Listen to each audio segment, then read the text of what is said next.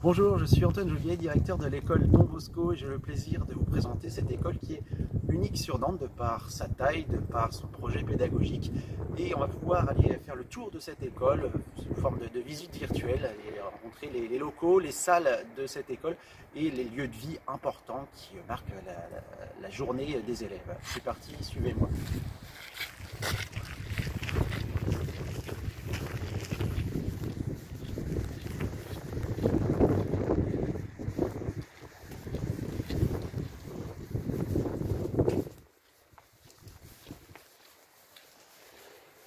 Nous nous retrouvons ici dans le sas de l'école, qui est un espace d'attente, de sécurité. On a en fait un entre-deux, entre les deux portails. Un premier portail qui donne sur la rue et le portail officiel d'entrée des élèves qui se situe ici. Donc cet espace est vraiment confiné, sécurisé pour l'entrée des élèves. Et donc, le vrai de l'école, ça se passe juste ici. Bienvenue à l'école Don Bosco.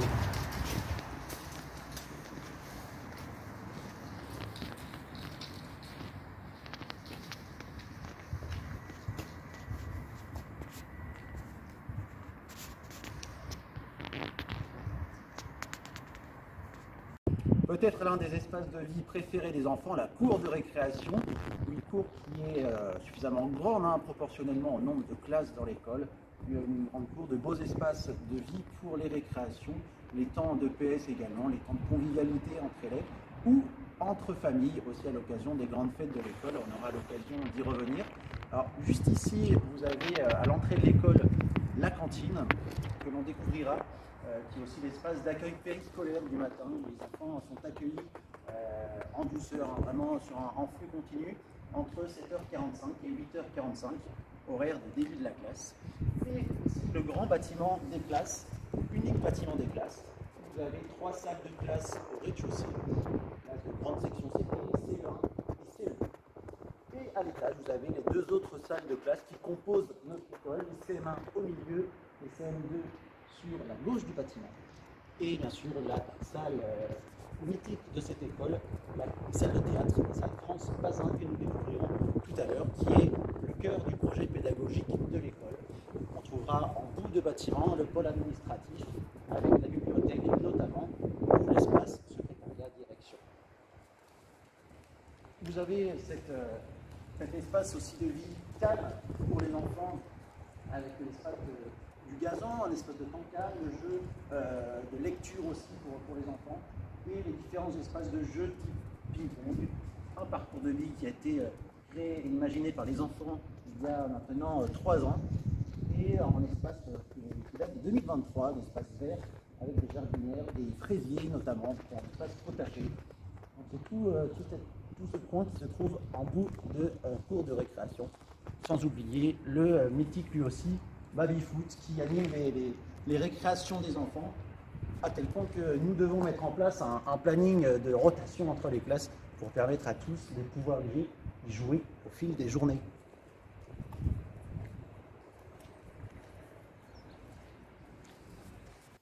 Espace de vie important aussi pour pouvoir profiter de l'entre-cours le midi, l'espace de restauration scolaire, la cantine Don Bosco. Petite école, petite cantine, nous nous trouvons ici dans cet espace accueillant pour les enfants, avec un fonctionnement en 2 services, le midi, 2 services et demi on peut dire. Les grandes sections sont accueillies dès 11h45, ils peuvent s'installer sur leur espace aménagé, adapté pour eux dès 11h45. À midi, ils sont rejoints par les autres classes de CP, CE1 et CE2. Ils s'installent à table, ils sont servis à table. On inverse aux alentours de midi 40, 45, avec les CM1, CM2 qui prennent la relève pendant que les plus petits passent sur la cour. Les CM1, CM2, eux, défilent au niveau de la table centrale et se servent en couvert avec leur plateau et avec leur assiette, à l'image d'un self, sans choix sur les plats, bien sûr, mais les plats sont adaptés, aménageables selon les différents régimes qui peuvent exister avec une prestataire conviviaux.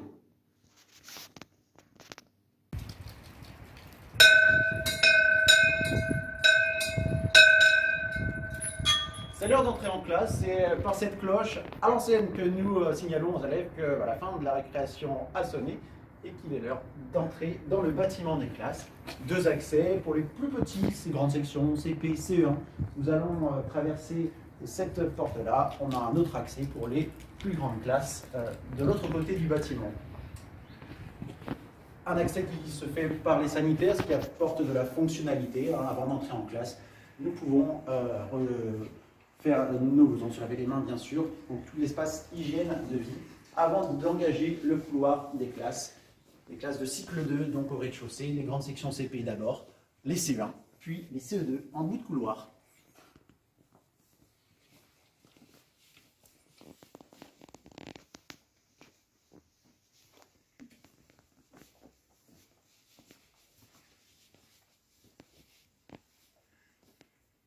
La classe de grande section CP, on va la découvrir en premier. Cette classe qui est aussi ma classe en tant qu'enseignant, hein, je suis à la fois directeur et enseignant dans cette école. La classe de grande section CP qui est toute nouvelle puisque nous accueillons des grandes sections depuis la rentrée 2023. Un fonctionnement en double niveau, en 2 espaces dans cette classe. Davantage centré pour les grandes sections avec l'apport de Marc et Azem le matin auprès de ce groupe et un espace davantage CP tourné vers le tableau avec un espace d'échange, un espace visuel pour tout ce qui va être apprentissage de la lecture, apprentissage du calcul notamment, mais pas que. On a cet espace de regroupement qui permet aussi de fédérer l'ensemble de la classe, les grandes sections CP, d'être ensemble dans cet espace regroupement, d'échanger, d'introduire les journées, de faire le bilan des apprentissages, de rythmer aussi les différents apprentissages au-delà de la lecture et des mathématiques. Je pense notamment à l'anglais, je pense à toute l'exploration du monde, et notamment, on peut le voir avec le projet autour des Jeux Olympiques, tous les liens culturels que nous pouvons tisser, cette ouverture au monde qui est beaucoup travaillé dans cette école, notamment à travers des projets artistiques, hein, on parlait du théâtre, mais aussi par des thématiques d'année, des fils rouges qui vont donner de l'importance à la vie de la classe et à l'année scolaire dans son ensemble. Il est important pour nous en tant que section CP de s'appuyer sur du matériel pédagogique qui va attirer les enfants, du matériel de manipulation, des espaces aussi de jeu, des espaces qui permettent aux enfants d'aller explorer le support de langage. On a l'espace marchand qui est juste à côté de moi, l'espace mathématique où les enfants vont pouvoir trouver des ateliers de jeu, des ateliers de manipulation, des ateliers d'inspiration Montessori pour certains, et qui va permettre de mettre du concret sur des apprentissages qui se font de plus en plus abstraits dès l'entrée du CP d'ailleurs, ou même en grande section, je pense notamment à la phonologie, tout cet accès à la prélecture où on installe cette aisance à raisonner sur les mots, à aller discriminer des sons dans les mots, et ce qui va engager petit à petit les apprentissages de l'école élémentaire. Et nous voici dans la classe de CE1, cette classe qui est dans la continuité de la classe de grande section CP. Elle offre aussi un beau visuel sur la cour de récréation, une belle luminosité et un espace chaleureux de travail avec un fonctionnement en îlot. Ici, les élèves sont regroupés par groupe, ce qui permet de favoriser des interactions, du travail de groupe notamment, mais aussi d'avoir cet espace qui est aussi libéré dans la classe pour faciliter le passage, l'autonomie, le déplacement des enfants. Une classe qui est dotée, comme toutes les classes de l'école, d'un vidéoprojecteur et qui marque aussi l'entrée dans l'ère numérique qui est soutenue par l'OGEC de l'école, l'organisme de gestion, le vidéoprojecteur qui est associé aussi aux tablettes numériques depuis la rentrée 2023, donc ce qui permet en partie de soutenir quelques apprentissages qui ne sera sans être au cœur de l'utilisation, mais qui outille bien, qui permet de projeter, d'outiller, de rendre aussi visuel certains apprentissages pour des temps collectifs. Voilà pour cette classe de CP, une classe où on axe aussi beaucoup sur l'anglais, par des rituels notamment. Nous avons dans cette classe de CE1 et dans le programme de CE1 cette montée en abstraction que nous pouvions évoqué à travers l'entrée dans le langage écrit, la grammaire, la conjugaison, et cet espace de classe favorise ces apprentissages. Ils vont poursuivre avec la classe de CE2 qui se trouve juste à côté, en continuité.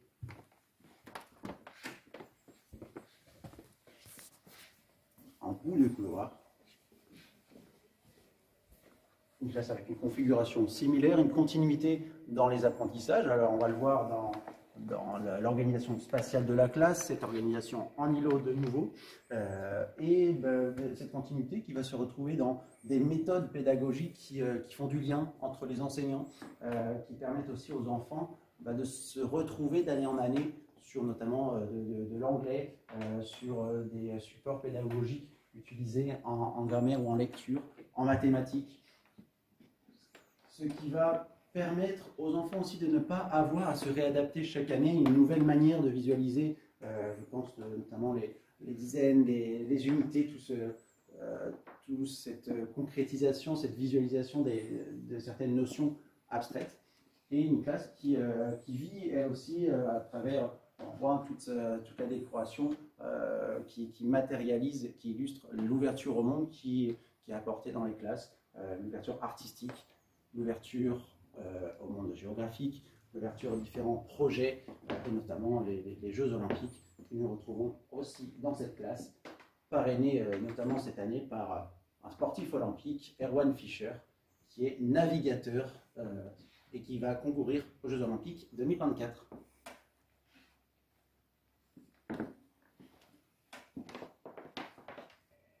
Les classes de grande section CP, CE1 et CE2 ont été parcourues. Il nous reste maintenant à monter à l'étage pour visiter les classes de CM1 et de CM2. Ça sera l'occasion aussi de vous présenter la salle de théâtre de notre école.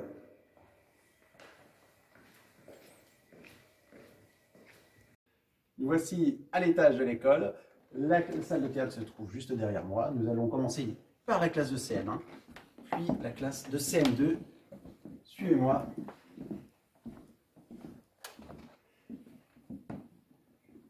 Une classe de CM1 qui est toujours orientée à un côté cours de récréation, qui profite d'une belle luminosité pour un espace de travail, on le voit, qui monte en termes d'exigence, de fonctionnement, tourné vers le tableau, quoique ça puisse être évolutif en fil des mois dans l'année. Une classe de CM1 qui s'oriente, qui s'engage dans différents projets dans l'année, au-delà des programmes bien sûr qui sont suivis, appliqués dans l'année. On a notamment une initiation au secourisme. Nous avons beaucoup de temps sportifs qui peuvent être liés avec des intervenants. Je pense notamment au hockey, qui est un projet phare dans l'école. On a la chance d'avoir Arnaud, un intervenant hockey, qui travaille au sein de chaque classe en demi-groupe à raison de 10 séances dans l'année. Ces temps de demi-groupe, on va les retrouver à plusieurs reprises dans les classes, et avec un fonctionnement où une partie de la classe va donc bénéficier d'une intervention sportive, l'autre moitié reste en classe avec l'enseignante pour des conditions de travail d'autant plus resserrées, d'autant plus facilitées. On inverse l'heure suivante. Et donc on a beaucoup de bulles en fonctionnement en classe resserrées, réduites pendant la semaine. On va y revenir notamment avec les temps de bibliothèque, avec les temps de théâtre, et donc ces temps sportifs. Je parlais du hockey.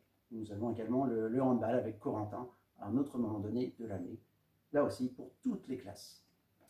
On va continuer avec la classe de CM2, pardon, juste à côté de la classe de CM1.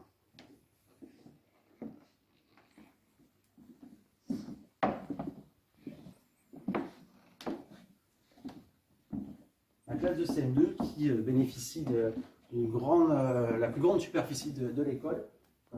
Nous avons des effectifs qui plafonnent à 28 élèves. On n'ira pas au-delà pour la classe de CM2, ce qui reste l'effectif le plus important de l'école. Donc un espace de travail agrandi pour nos grands CM2. Là aussi, un bel espace dans la continuité de la classe de CM1 qui donne sur la cour. Nous avons la chance d'avoir M. Lezo, qui est un enseignant expérimenté dans l'école, et qui apporte là aussi une vision pédagogique auprès des élèves, avec un renforcement de la mise en autonomie, de l'organisation des élèves pour préparer au collège, même si notre mot d'ordre en CM2, c'est de profiter de son année de CM2, de vivre l'année de CM2 avant d'être dans cette perspective de collège. Ils vont vivre, les enfants de CM2, des moments clés qui va leur permettre de se tourner vers la vie de 6e. Nous allons être en lien avec les collèges, hein, je parle bien de collèges au pluriel pour ces classes qui sont souvent éclatées entre plusieurs collèges, puisqu'on a la chance d'avoir au sein du périmètre de l'école de nombreuses propositions pédagogiques de collèges. Je pense à Blanche de Castille, Saint-Donatien, Notre-Dame de Toutes-Aides notamment. Bon, voilà, c'est cette classe avec des fonctionnements là aussi très, très changeants au fil de l'année, des organisations en îlot, des organisations en binôme, et ça évolue tout au fil de l'année selon ce qui est travaillé, selon les besoins d'attention des élèves. Et donc il y a cette attention-là qui est donnée à l'organisation spatiale de la classe. Les CM2 qui participent tous les 2 ans à une classe découverte qui peut être liée à un projet pédagogique spécifique. En 2024, c'est des Jeux Olympiques qui sont mis en avant au cours d'une semaine qui va être sportive, environnementale, mais aussi citoyenne. Donc ça, nous allons en reparler sur un autre temps.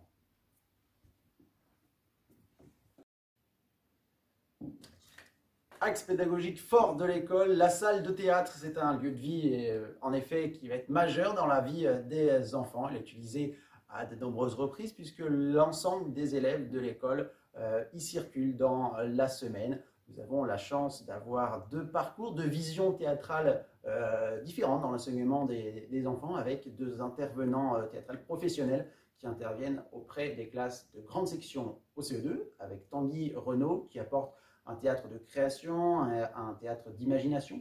Puis à partir du CM1 et en CM2, nous avons un théâtre de texte, un théâtre aussi avec une montée en exigence sur l'oralisation, le jeu des émotions, la posture du corps, qui est suivi et enseigné par Louis-Marie Bazin.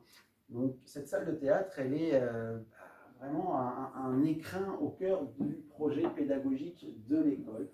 Costumes, décors, espace libéré pour travailler scéniquement la relation au corps et à la voix. C'est dans cet espace-là que nous construisons chaque année les représentations théâtre qui sont au cœur des apprentissages, mais qui contribuent forcément à être un élan motivant pour les enfants. Une représentation théâtrale qui se déroule tous les mois de juin dans la salle VAS qui est dans le quartier Guisteau de Nantes, une salle professionnelle, exigeante, avec de la technicité en termes de luminosité, de son, une régie qui intervient, qui régule le spectacle des enfants mis en scène donc, par nos 2 intervenants, Louis-Marie Bazin et Tanguy Renaud.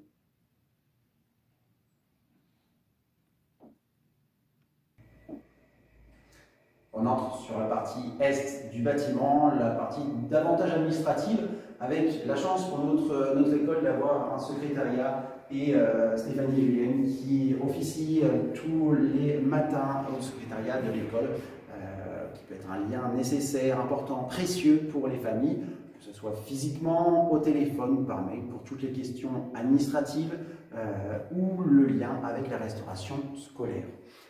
Après le secrétariat, nous aurons les espaces de vie, de travail de l'équipe enseignante ou non enseignante, des intervenants notamment, avec l'espace salle du personnel qui se trouve juste ici.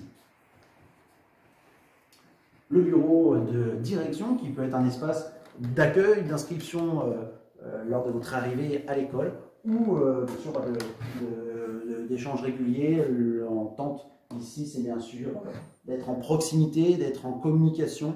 La primauté du dialogue entre les familles et l'équipe de l'école est cruciale pour nous. Bon, c'est un espace aussi de vie important dans l'école. Un espace plus pédagogique maintenant, c'est celui de la salle de soutien, la salle de Sébastien, appelée comme ça par les enfants, qui est un enseignant qui intervient à raison de 2 demi-journées par semaine dans la salle, dans l'école, et qui accueille des petits groupes de 3 à 4 élèves maximum pour travailler sur des notions en besoin de remédiation, en besoin de renforcement. On a une salle ici qui a été refaite par l'équipe OGEC de l'école il y a quelques années, qui a été épurée et rendue vraiment à sa plus simple utilisation fonctionnelle, d'avoir un espace central au milieu pour les enfants et les retirer tout espace de distraction qui permet de disperser l'attention des élèves. Donc le but là, c'est vraiment de se recentrer, d'avoir un espace de travail propice à renforcer les notions en besoin de remédiation. Un espace de vie aussi très important dans l'école, la bibliothèque, appelée la BCD par les élèves, qui sont accueillis ici toutes les semaines, à raison d'un créneau de 30 à 45 minutes selon les classes, et dans lequel on a la chance de pouvoir compter chaque semaine sur une personne ressource précieuse pour les enfants, qui est Patricia, une bénévole qui consacre 3 après-midi par semaine pour l'accueil des élèves de toutes les classes. Ils viennent ici pour emprunter des livres, pour pouvoir les lire, pour avoir des espaces aussi pédagogiques qui peuvent être en lien avec les projets vécus dans les classes. Le temps en bibliothèque des enfants, il est précieux, hein, c'est un rendez-vous important dans leur semaine. Et c'est aussi un de nos moments phares où je vous parlais de bulles pédagogiques tout à l'heure, des espaces où les classes sont réduites en petits groupes. Et bien, ça peut être sur ces temps-là, notamment, où une partie de la classe se retrouve en bibliothèque avec Patricia, et une autre partie peut-être au sein d'un atelier pédagogique encadré par Stéphanie du secrétariat qui intervient auprès des élèves pour un atelier lecture, un atelier mathématique délégué par l'enseignant. Et enfin, l'enseignant qui se retrouve avec sa classe d'autant plus réduite sur ce temps-là et qui permet d'avoir un suivi auprès des élèves, d'avoir un travail ajusté, différencié, qui répond au mieux aux besoins et au rythme d'apprentissage des enfants. Donc là, on est sur un autre exemple, tout comme les temps d'enseignement théâtral ou d'enseignement sportif, des temps où la classe se retrouve vraiment réduite et en petites bulles de créneaux pédagogiques variés. Voilà, j'espère avoir pu vous montrer une partie large de l'école, l'enseignement théâtral qui est au cœur, le projet pédagogique avec le renfort humain, cette bulle pédagogique qui existe dans les classes pour mieux différencier, pour mieux suivre la progression des élèves, et puis aussi s'imaginer être dans une école conviviale, familiale, avec cet espace de vie où on est dans un rythme serein, un rythme où les enfants sont entre eux, sont dans un rythme adapté.